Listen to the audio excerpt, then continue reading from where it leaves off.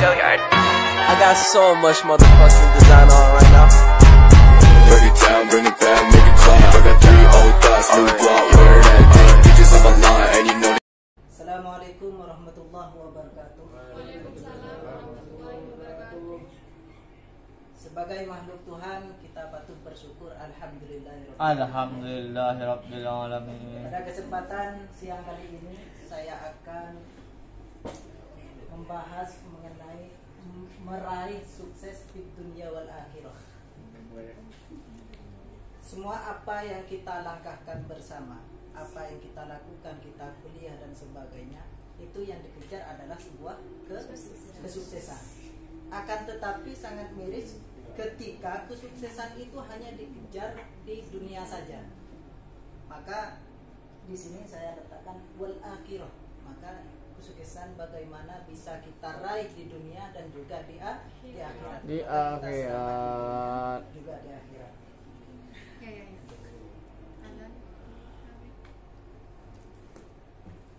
Mengungkap rahasia sukses sejati dalam kehidupan Anda. Maka ada beberapa kita lanjut.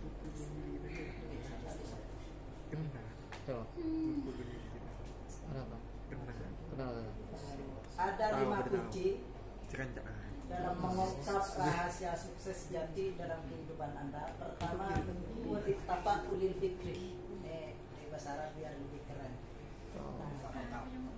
The power of positive mindset.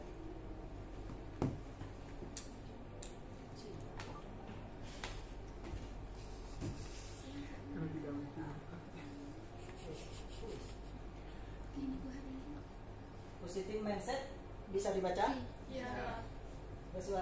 Melihat arah masa depan yang spirit optimisme. Bagaimana kita membangun watak kita? Bagaimana kita mempunyai optimisme untuk kita meraih kesuksesan di masa depan. Sebuah keyakinan bahwa keberhasilan pada akhirnya bisa kita rengguh. Itu yang harus pertama kita bangun adalah mindset kita, pemikiran kita. Kalau mindset kita sudah lemah dari awal, bagaimana kita untuk berproses, berjuang, berperang untuk meraih sebuah kesuksesan. Lanjut. Positive mindset juga adalah sebuah sikap yang selalu berikhtiar. Berikhtiar adalah berusaha melihat sisi positif dari beragam tantangan hidup, apapun jenis tantangannya.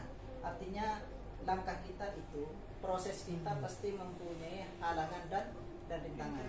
Bagaimana kita bisa melihat sisi positifnya dari beragam tantangan yang kita hadapi, yang kita jalani dalam hidup kita, apapun jenis tantangannya, itu bagaimana menjadi sebuah pembelajaran untuk langkah menuju kesuksesan. Positive mindset adalah sejenis watak yang senantiasa berfokus pada bright support, bagaimana spirit kita, dan bukan selalu mengeluh atas beragam keadaan. Ini sering terjadi di kalangan kita, sering menjadi tolak ukur yang sudah ada. Contohnya ada berapa catatan kekurangan kesempurnaan itu menjadi alasan bagaimana kita untuk tidak bisa sukses. Akan tetapi di sini bagaimana itu bukan menjadi suatu alasan. Contoh, ketika kita kurang sempurna, baik itu fisik, contoh kotor dan sebagainya, itu kadang kita minder menjadi alasan. Terus kita standar di rumah, tidak mau ngapa-ngapain, padahal banyak itu, bahkan banyak atlet-atlet yang pincang itu masih bisa ikut atlet lari. Jadi tetap semangat.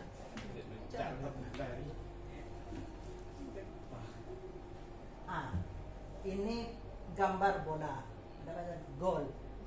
Pada akhirnya positive mindset, goalnya adalah soal belief, soal mentalitas. Bagaimana mentalitas kita, belief kita, kepercayaan kita, soal keyakinan bahwa saya memiliki kekuatan untuk berubah ke arah yang lebih baik.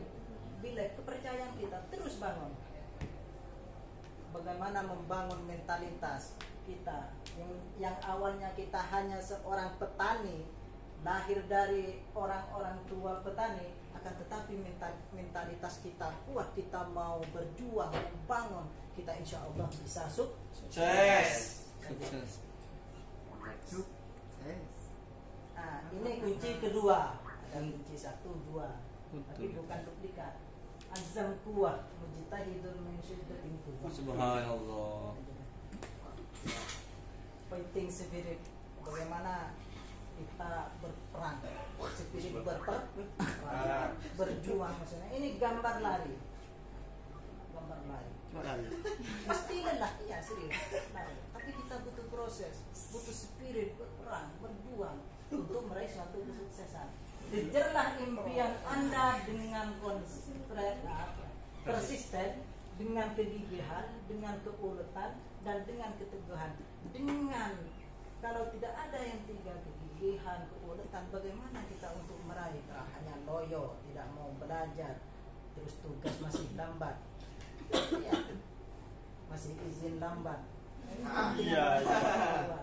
Terus kita tahu banyak orang membentur kisah kegagalan bukan karena bodoh atau tidak punya bakat, akan tetapi mereka gagal karena menyerah di tengah jalan, berhenti dan tak meneruskan lagi upayanya dengan gigih. Nah ini kalau sudah tidak gigih, ini bukan soal kebodohan atau ketidakmampuan, akan tetapi mereka ketika mengalami sebuah kegagalan, mereka stagnan di jalan, berhenti di sana, tidak mau bangun lagi dan melanjutkan apa yang diinginkan dengan secara gigih dan bersungguh-sungguh.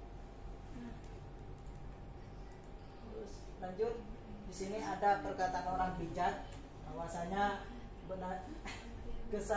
orang bijak itu belajar dari sebuah kesalahan dan kegagalan yang mereka lakukan dan kemudian berproses untuk kembali menemukan jalur pencapaian tujuan hidup mereka. Maka kegagalan, kesalahan itu oleh orang-orang bijak dijadikan suatu motivasi tersendiri untuk terus bangun meraih kepercayaan tujuan hidup yang mereka impikan.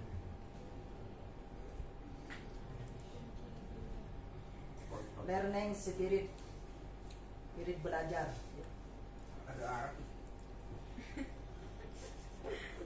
Learning spirit belajar, sebuah spirit untuk terus belajar mengembangkan kompetensi diri, terus belajar mengembangkan kompetensi. Ada yang ikut PMI dan sebagainya, HMI dan sebagainya. Itu tiada lain hanya untuk mengembangkan bakat. Cuman bakat dan sebagainya, belajar ilmu itu masih kurang jika kita masih minim dengan yang namanya komunikasi. Sebab selalu ada celah untuk terus memekarkan potensi dan kapasitas diri. Artinya terus ada waktu, celah dan sebagainya untuk bagaimana kita mengembangkan kompetensi kita masing-masing. Yang sebelumnya itu ada apa? Sebab selalu ada jalan untuk merekahkan pengetahuan, mengasah ilmu dan merajut keterampilan sesuai dengan apa yang sekarang kita lakukan. Inilah bentuk kunci. Nah ini aliran ilmu ada aliran ilmu terus mengalir dan kemajuan pengetahuan terus bergerak. Lalu kalau kita tidak memiliki kegairahan untuk terus menjemput ilmu, bukankah kita hanya menjadi manusia rongsokan yang out of date, artinya basi berui seperti rongsokan. Maka kita harus terus mengasah ilmu kita, kemampuan kita. Kalau kita itu merasa mempunyai bidang, saya ini di komunikasi, anak fotografi seperti Zaki, itu kembangkan. Siap Kak. Direktur KJM. Siap. Masuk pada kunci yang kelima, kebahasan Dari mana alat pada? Deki. Lebih. Sip.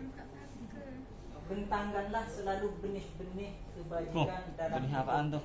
Artinya jujur dalam pekerjaan. Artinya bentangkanlah selalu berbuatlah, bekerjalah atau berbuatlah sesuai dengan benih-benih kebajikan dalam hidup. Jujur dalam bekerja. Nah, jelas. Jika Anda sudah nanti menjadi bekerja dan sebagainya kantoran, kita harus Jujur. kerjanya sesuai dengan gaji, jangan korupsi. Terus mencari rezeki yang halal dan barokah, jelas. Memepet haram. Menjadi teladan yang baik bagi anak-anak. Nah, ya, bagi anak-anak kita nanti jadi teladan. Menebar salam dan senyum pada sesama. Iya, serius. Kalau senyum udah adem. Coba senyum.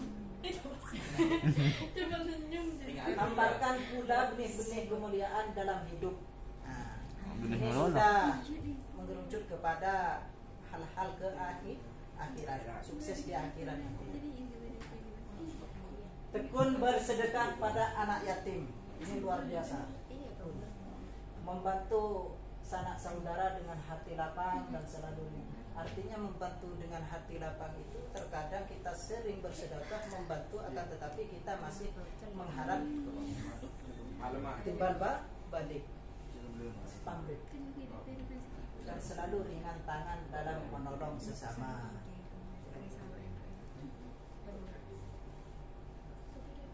Iqtaraba min Allah subhanahu wa ta'ala, mendekatkan diri kepada Allah subhanahu wa ta'ala. Pada akhirnya dari semua kunci-kunci yang telah kita bahas dari depan, pada akhirnya sukses yang paling hakiki yang sesungguhnya itu hanya dan hanya bisa direngkuh melalui kedekatan kita kepada Sang Ilah. Siapa yang memberi nikmat kita bisa melihat, bicara, berproses, belajar dan sebagainya, itu adalah nikmat dari Tuhan. Maka bagaimana kita untuk mendapatkan semua itu kalau kita tidak mendekatkan diri kepada Allah? Maka kita harus seimbang proses dengan tawassul, dengan berdoa dan sebagainya kepada Allah, itu harus seimbang. Mendoa terus tapi tidak berusaha, repot. Berusaha terus tapi tidak berdoa juga repot. Siapa kita ya? Hanya insan dhaif katanya. Allah. Yohanes.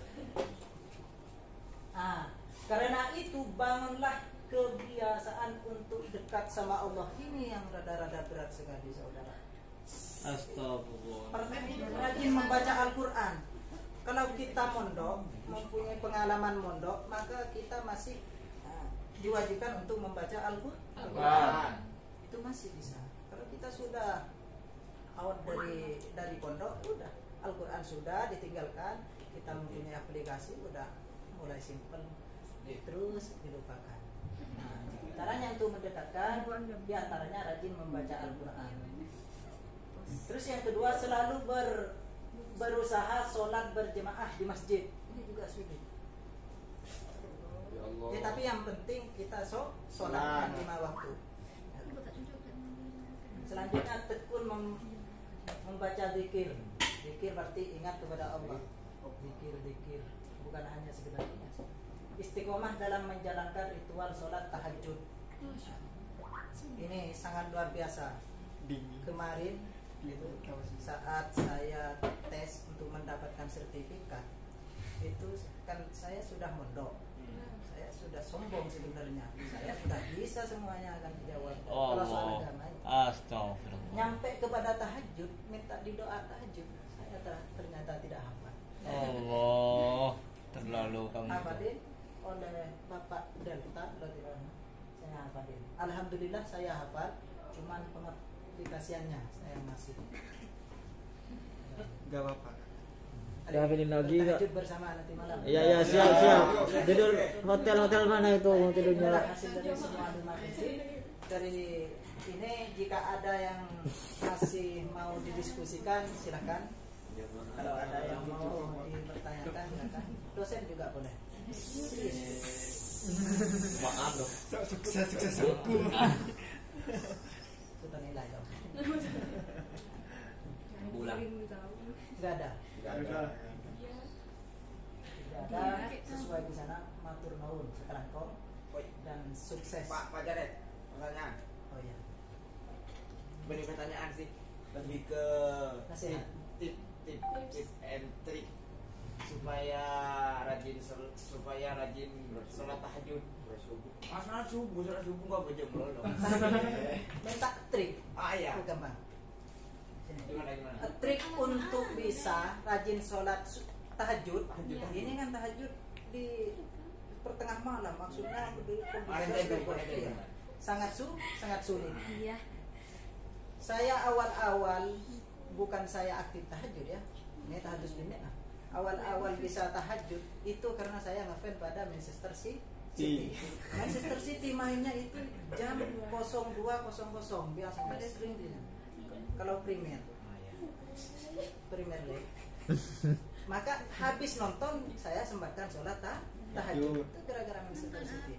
Nah, akan tetapi bagaimana kita membangun untuk bisa sholat tahajud triknya?